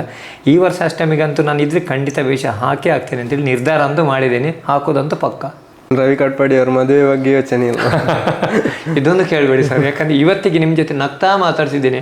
ಅದೇ 1-2 ವರ್ಷ ಬಿಟ್ಟು ಮದುವೆ ಆದಮೇಲೆ ನೀವು ಬಂದರೆ ನಿಜವಾಗ್ಲೂ ಹೇಳ್ತೇನೆ ನಾನು ಹೀಗಿರ್ಬೋದು. ಅದಕ್ಕೆ ನಾನು ಹೇಳಿದ್ದೇನೆ, ಯಾವತ್ತು ನಾನು ಸಾಯೋ ತನಕ ಹುಲಿಯಾಗಿರ್ಲಿಕ್ಕೆ ಇಷ್ಟಪಡ್ತೀನಿ ಹೊರತು ನನಗೆ ಗುಂಪು ಬೇಡ ಅಂತ ನಾನು ಹೇಳಿದೆ. ಯಾವತ್ತು ನನ್ನ ಫ್ರೆಂಡಿಗೆ ಹೇಳ್ತೇನೆ, ನನಗೆ ಮದುವೆ ಬೇಡ, ಮದುವೆ ಆದರೆ ಈಗ ನೋಡಿ ಮದುವೆ ಆಗಿಲ್ಲ ಅಂತ ಒಂದೇ ಟೆನ್ಷನ್. ಏನು ಹೇಳ್ತಾರೆ, ನಿಮ್ಗೆ ಮದುವೆ ಆಗಿದೆ ಗೊತ್ತು, ನನಗೆ ಮದುವೆ ಆಗಿಲ್ಲ ಅಂತ ಒಂದೇ ಟೆನ್ಷನ್. ಇವಾಗ ಮದುವೆ ಆದರೆ 1000 ಟೆನ್ಷನ್ ಇರುತ್ತೆ. ಅದಕ್ಕೆ ಆ 1000 ಟೆನ್ಷನ್ಗಿಂತ ಒಂದೇ ಟೆನ್ಷನ್ ಬೆಟರ್ ಅಲ್ವ, ಹ್ಯಾಪಿಯಾಗಿದ್ದೀನಿ ಸಾಕು. ರವಿ ಕಾಟ್ಪಾಡಿ ಅವರ ಮುಂದಿನ ಗುರಿ ಏನಂತ ಗೊತ್ತಿಲ್ಲ, ದೇವರು ಎತ್ತ ಸಾಗಿಸ್ತಾನಂತನೂ ಗೊತ್ತಿಲ್ಲ. ಎಷ್ಟು ದಿನ ಇರ್ತೀನಿ ಅಷ್ಟು ದಿನ ಎಲ್ಲರ ಸ್ನೇಹಿತರ ಜೊತೆ ಹ್ಯಾಪಿಯಾಗಿರ್ತೀನಿ, ಇಷ್ಟೇ. ಇನ್ನು ಈ ವಿಡಿಯೋ ವೀಕ್ಷಿಸ್ತಿರುವ ವೀಕ್ಷಕರಿಗೆ ಏನಾದರೂ ಮೆಸೇಜ್ ಇದೆಯಾ? ಎಲ್ರಿಗೂ ನಮಸ್ಕಾರ. ಯಾಕಂತ ಹೇಳಿದ್ರೆ ನಾನು ಇವಾಗ ಇಷ್ಟೊತ್ತು ಮಾತಾಡಿದ್ದೀನಿ ನಮ್ಮ ಧ್ವನಿಕಾ ಸ್ಟುಡಿಯೋದವ್ರ ಜೊತೆ. ಎಲ್ಲ ಯುವಕರೇ ಖುಷಿ ಆಯಿತು ನೋಡಿ, ಅವರಿಗೂ ಕೂಡ ನೀವು ಸಪೋರ್ಟ್ ಮಾಡಬೇಕಾಗಿದೆ, ದೊಡ್ಡ ಮಟ್ಟದಲ್ಲಿ ಸಪೋರ್ಟ್ ಮಾಡಿ. ಯಾಕಂತೇಳಿ ನೀವು ಸಪೋರ್ಟ್ ಮಾಡಿದ್ರೇ ಅವರಿಗೆ ಮತ್ತು ಇನ್ನೊಂದು ಒಳ್ಳೊಳ್ಳೆಯ ಜನರನ್ನು ಭೇಟಿಯಾಗಿ ಅವರ ಜೊತೆ ಮಾತಾಡಬೇಕು, ನಿಮ್ಮ ಜೊತೆ ಅವರಿಗೆ ಅವರ ಏನೆಲ್ಲ ಸಾಧನೆ ಮಾಡಿದರೆ ಅದನ್ನೆಲ್ಲ ನಿಮಗೆ ತೋರಿಸ್ಬೇಕಂತ ಅವ್ರಿಗೊಂದು ಆಸೆ ಇರುತ್ತೆ. ಹಾಗಾಗಿ ಅವರಿಗೆ ಸಪೋರ್ಟ್ ಮಾಡಿ.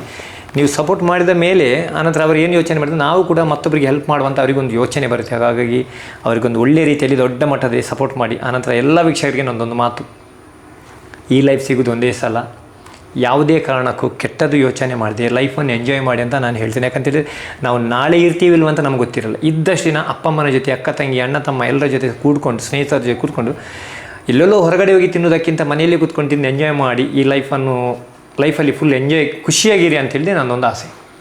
ನಿಮ್ಮ ಈ ಒಂದು ಬ್ಯುಸಿ ಇರ್ತೀರಿ ನೀವು ಕೂಡ, ತುಂಬ ಸಮಯದಿಂದ ನಿಮ್ಮನ್ನು ಕಾಂಟ್ಯಾಕ್ಟ್ ಆಗಲಿಕ್ಕೆ ನೋಡ್ತಿದ್ವಿ, ಇವತ್ತು ಸಿಕ್ಕಿದ್ರಿ, ಸಮಯ ನೀಡಿದ್ದಕ್ಕಾಗಿ ಧನ್ಯವಾದಗಳು.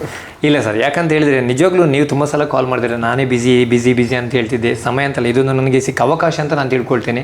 ಇದರಲ್ಲಿ ನಾನು ನಿಮಗೆ ಧನ್ಯವಾದ ಹೇಳಬೇಕೇ ಹೊರತು ನೀವು ನನಗೆ ಹೇಳಬಾರ್ದು ಯಾವತ್ತು. Okay, thank you sir. Thank you sir. ವೀಕ್ಷಕರೇ, ಒಂದು ಒಳ್ಳೆ ಸಂದೇಶವನ್ನು ಕೂಡ ಕೊಟ್ಟರು ರವಿ ಕಾಟ್ಪಾಡಿ ಅವರು. ಇದಾಗಿತ್ತು ರವಿ ಕಾಟ್ಪಾಡಿ ಅವರ ಜೀವನದ ಕತೆ. ಇಂಥದ್ದೇ ವಿಡಿಯೋವನ್ನು ನೋಡಲಿಕ್ಕೆ ಧ್ವನಿಕಾ ಸ್ಟುಡಿಯೋವನ್ನು ಸಬ್ಸ್ಕ್ರೈಬ್ ಮಾಡಿ, ಬೆಲ್ ಐಕನನ್ನು ಒತ್ತಿ. ಈ ವಿಡಿಯೋ ವೀಕ್ಷಿಸಿದ್ದಕ್ಕಾಗಿ ಧನ್ಯವಾದಗಳು.